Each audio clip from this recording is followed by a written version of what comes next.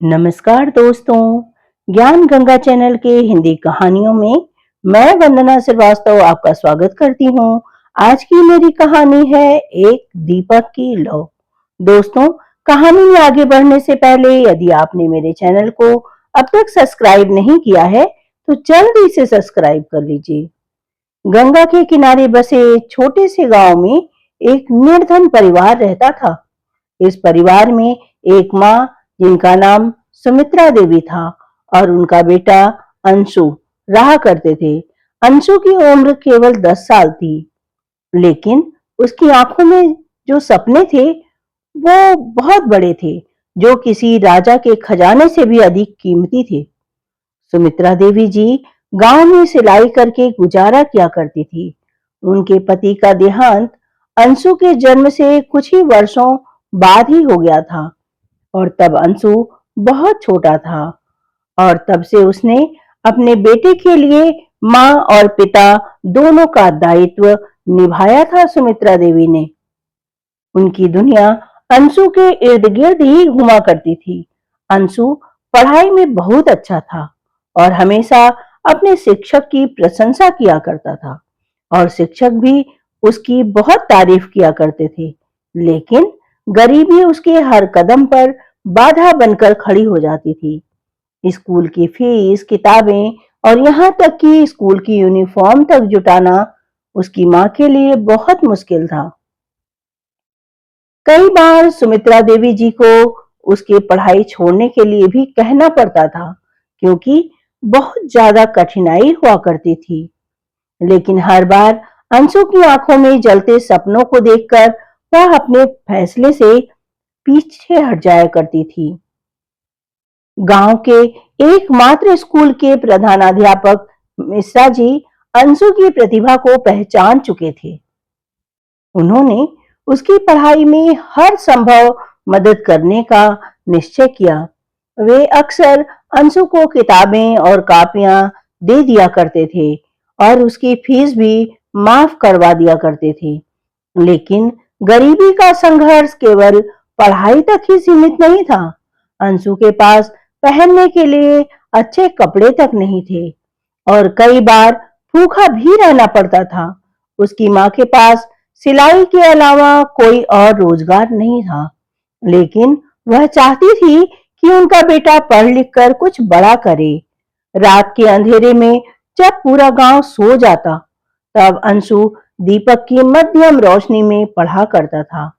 कई बार उसकी माँ उसे जबरदस्ती सुला देती, क्योंकि वह जानती थी कि उनका बेटा बहुत ज्यादा मेहनत कर रहा है।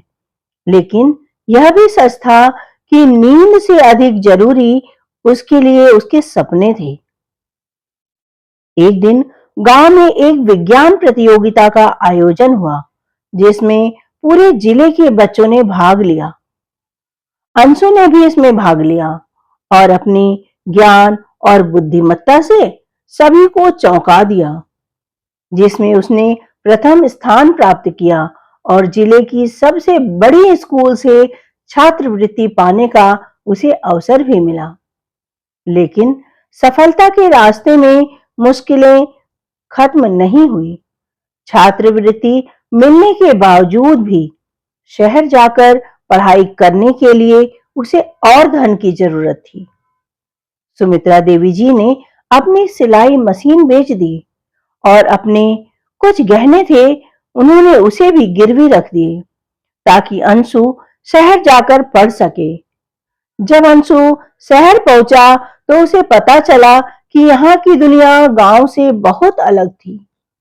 यहाँ हर चीज तेजी से बदलती थी, हर कोई अपने काम में व्यस्त था और कहीं भी वह अपनापन नहीं था जो गांव में था। शुरू शुरू में उसे बहुत कठिनाइयां हुई, लेकिन उसने हार नहीं मानी। उसकी माँ की मेहनत और त्याग उसे हर मुश्किल से लड़ने की प्रेरणा देते रहे।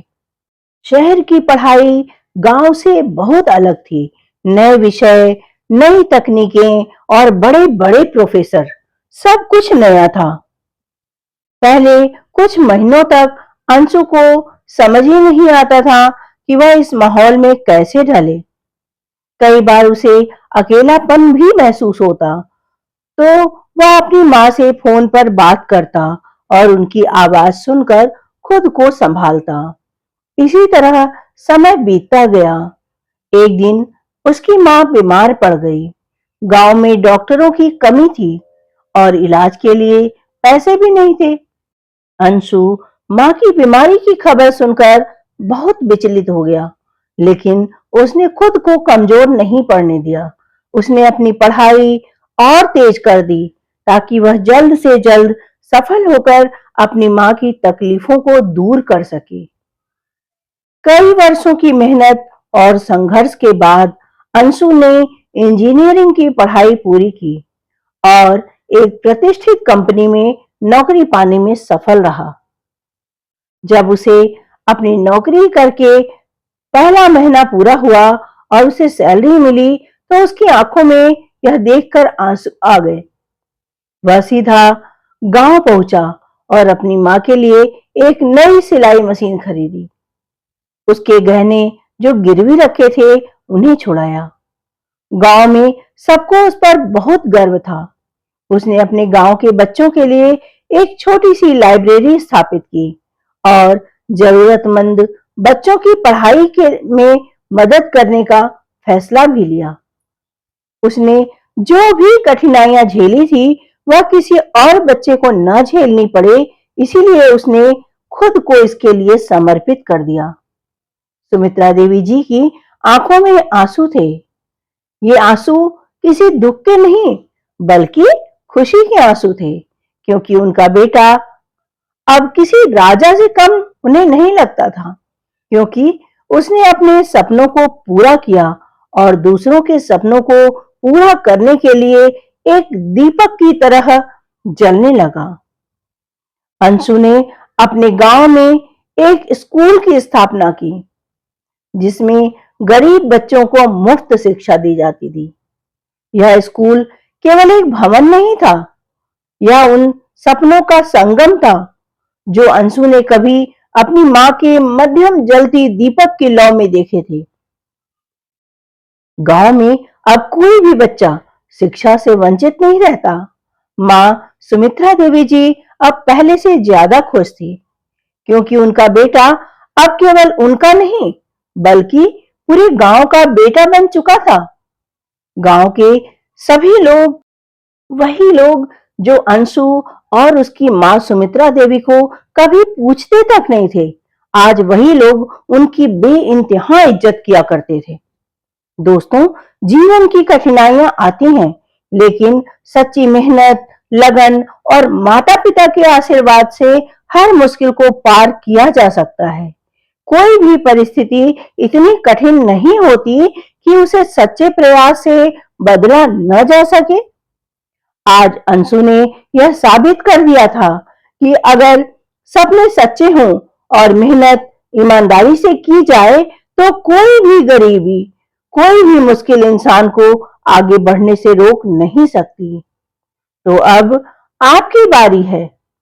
अपने सपनों को साकार कीजिए।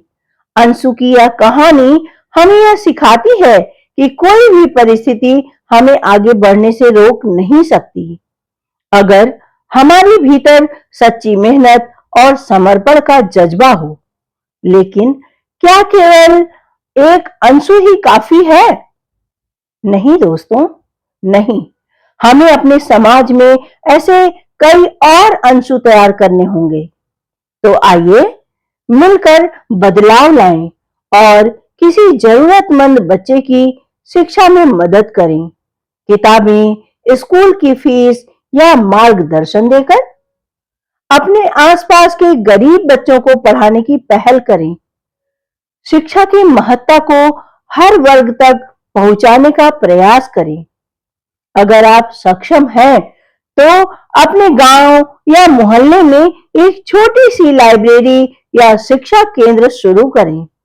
अपने बच्चों को सिखाएं कि सफलता केवल उनकी अपनी नहीं होती, उसे समाज में बांटना भी जरूरी होता है, क्योंकि हर छोटे प्रयास से ही एक बड़ा बदलाव आता है। आज ही कोई एक कदम उठाइए और किसी के जीवन को रोशनी से भर आइए दोस्तों। इस कहानी पर आप अपनी क्या प्रतिक्रिया देना चाहेंगे? कमेंट्स करके जरूर बताएं। आपको मेरी यह कहानी कैसी लगी? दोस्तों, अगर यह कहानी आपको पसंद आई हो तो कमेंट्स करें और शेयर करें। यदि मेरी कहानी आपके दिल के किसी भी कोने को छूती हो तो मुझे कमेंट्स करके अपनी फीलिंग को अवश्य शेयर करें।